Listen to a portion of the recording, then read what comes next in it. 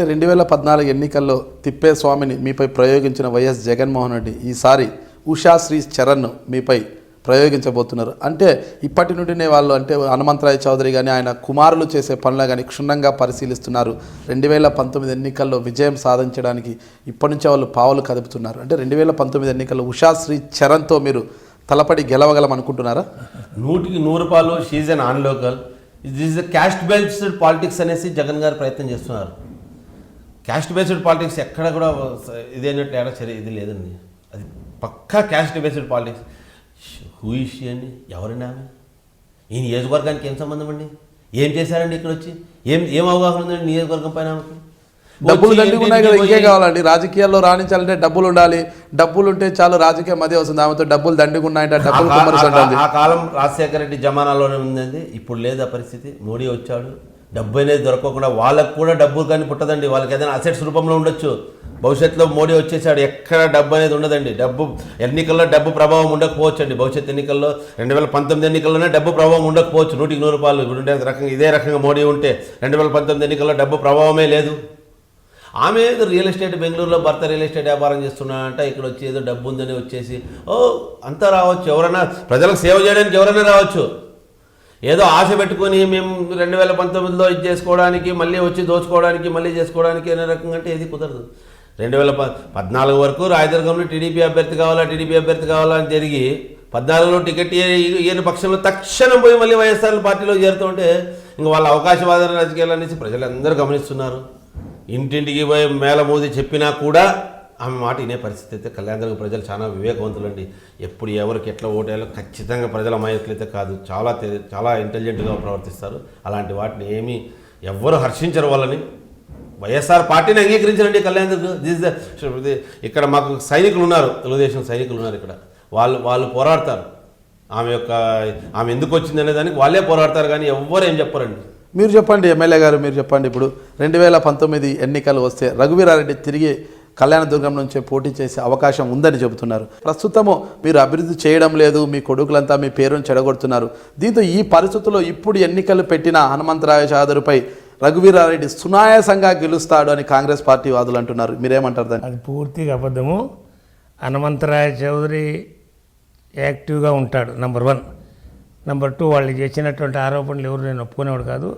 నా పరిస్థితి ఏమంటే నా డ్యూటీలకు ఎవరు అడ్డం వచ్చినా కూడా ఆఖరికి నేను ఇట్లా చేయబట్టుకున్నా కూడా ఒప్పుకునేవాడు కాదు. అటువంటి పరిస్థితిలో ఉన్నటువంటి మెయింటైన్ చేస్తున్న వ్యక్తి.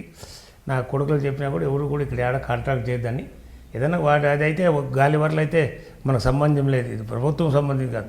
ఎడన బయట చేసుకోమని చెప్పినంత తప్ప ఇంకొక కార్యక్రమం. ఇంక రెండవ విషయం, చంద్రబాబు నాయుడు చేస్తున్నటువంటి పరిస్థితులు ఎవరన్నా వేరే వాళ్ళు వచ్చినాయి, రఘువీరెడ్డి కాదు, వాళ్ళ జేజమ్మ వచ్చినా కూడా ఇక్కడ గెలిచేటువంటి పరిస్థితి లేదు. కారణం ఏమంటే ప్రజలందరికీ ఇక మేము అందరూ అందుబాటులో ఉన్నాం. ప్రతి ఒక్క యాక్టివిటీకి చేస్తాం. రుణమాఫీ నేను తీసుకుపోయిన ఫైల్స్ ఎవరన్నా క్లియర్ చేయించాను చూసినప్పుడు నేను ఖచ్చితంగా అన్ని క్లియర్ చేయించేసాను. రుణమాఫీ ఫైల్, అదేవిధంగా పెన్షన్లు అన్నీ కూడా ఆన్లైన్లో ఇక్కడ మండల ఆఫీసులో కాకుండా మేము పార్టీ ఆఫీస్లో కూడా ఎక్కిస్తున్నాం. కావాల్సిన పెన్షన్లు అందిస్తున్నాం, రుణమాఫీ చేస్తున్నాం, అన్ని కార్యక్రమాలు మేము చేస్తున్నాం. డ్వాక్రా మహిళలు కానీ అన్నీ కూడా చంద్రబాబు నాయుడు చేసినట్టు ఎవరు చేస్తారు? నీకు అది ఆలోచన చేయాలి కదా. రుణమాఫీనే కాదు, ఆఖరికి ఇన్పుట్ సబ్సిడీ కూడా పెద్ద మొత్తంలో ఇప్పించాను కదా. అన్నీ చేసిన తర్వాత వాళ్ళ ఇంటికి వేరే వాళ్ళకి ఓటేస్తారని మీరు కాదు ఎట్లా అనుకుంటున్నారు? అంటే రఘువీరారెడ్డి వస్తే అభివృద్ధి మరింత జరుగుతుంది, మరో రైల్వే స్టేషన్ వస్తుంది అట్లా. దానికి రైల్వే స్టేషన్కి ఏం అక్కర్లేదు, రైల్వే స్టేషన్ కాదు. అన్నీ అభివృద్ధి కావాలంటే రఘువీరారెడ్డి ఎత్తి వాళ్ళకట్లా ఆవిడకట్ల పరిమాణంలో పైపులు వేసి నీళ్ళు లేకుండా చేస్తాడని కానీ, ఆవిడగట్ల సన్న కాలువ 12 మూటలు కాకుండా 4 మూటలు తవ్వేటువంటి 4 మూటలు పట్టేటువంటి కాలువ తవ్వుతారు. దాన్ని అన్నీ కూడా మేము సెటిల్ చేస్తున్నాం కాబట్టి మాకే పట్టం కడతారు. కానీ రఘువీరారెడ్డి కట్టే పరిస్థితి లేదు. ఆయనకు వచ్చినట్టు అవకాశాన్ని ఎందుకు దుర్వినియోగం చేశాడో ఆలోచించుకోవాలి. నీళ్ళు అది ఎవరై చేశానో ఎవరైనా అభివృద్ధి నిరంతర ప్రక్రియ అని చెప్తున్నాడు. ఇంతవరకు నిజమే, అన్ని గ్రామాలకు వేయాల్సిందే. 70 ఏళ్ళు అయింది స్వాతంత్రం వచ్చి. అవన్నీ ఇంతవరకు మరి 70 ఏళ్ళలో మేము వచ్చి 15-20 ఏళ్ళు మేము ఉండొచ్చు. వాళ్ళు 50 ఏళ్ళు ఎలా చేయలేదు, అది కూడా చేయలేదు కదా, అట్లా కూడా చేయలేదు కదా. మేమంతా కూడా దాని మీద దృష్టి పెట్టాము కాబట్టి ఇవన్నీ చేస్తున్నాము. అది కూడా చెప్తున్నాను. ఇంకోటి, ఎక్కడ అవినీతి జరగకూడదని 100% నమ్మేటువంటి వ్యక్తి నేను. కారణం ఏమంటే గతంలో నేను కూడా ఆరా కాంట్రాక్టర్ ఉండే. కాకపోతే చంద్రబాబు నాయుడు పిలిపించాడు. ఆనాడు పిలిపిస్తే ఆనాడే ఖచ్చితంగా నేను పిలుపు వదులుకున్నాను. అప్పుడు ఉన్నటువంటి నాతో పాటు ఉన్నటువంటి వాళ్ళు ఇప్పుడు పెద్ద కాంట్రాక్టర్ అయిపోయినారు. మా బాధాన్ని ఉన్నాడు. నా మాత్రం ఆయనకి 5 పైసలు ఉంటే నేను కూడా నాకు 5 పైసలు ఉంటాయి. అయినా కూడా నేను వదులుకున్నా అంటే వదులుకున్నాను. అట్లా ఎవరైనా కానీ చంద్రబాబు నాయుడు ఏం చెప్తే అది ఆ కార్యక్రమం చేసేవాడు. కానీ అటువంటి కాకుండా ఇంకో కార్యక్రమం నేను ఒప్పుకున్నటువంటి వాడిని కాదు. చంద్రబాబు నాయుడు రుణమాఫీ కానీ, డాక్రా రుణమాఫీ కానీ, ఇన్పుట్ సబ్సిడీ కానీ, పెన్షన్ 200 1000 రూపాయల పెన్షన్ కానీ, ఇవన్నీ అందరికీ ఎంతమందికి చేస్తున్నాడు? అవన్నీ కూడా మీరు ఎట్లా అనుకుంటున్నారు?